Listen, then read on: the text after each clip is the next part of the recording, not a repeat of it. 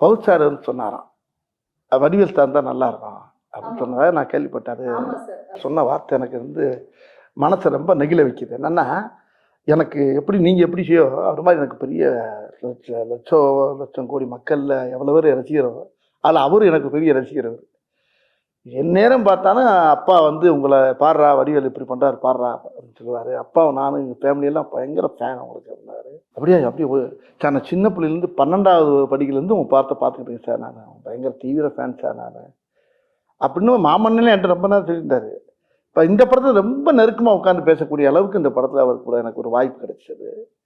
அது அவர் கூட பண்ணுறப்ப மராக்கல் அறிஞன். அப்புறம் ஹீரோ நான் வந்து அவர் தான் ஹீரோன்னு இன்னும் சொல்லிக்கிட்டு இருக்கேன்.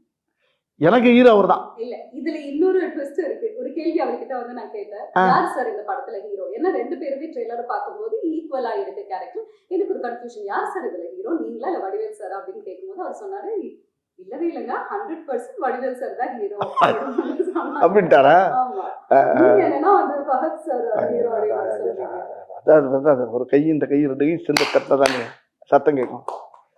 அது மாதிரி அவரு நான் சேர்ந்து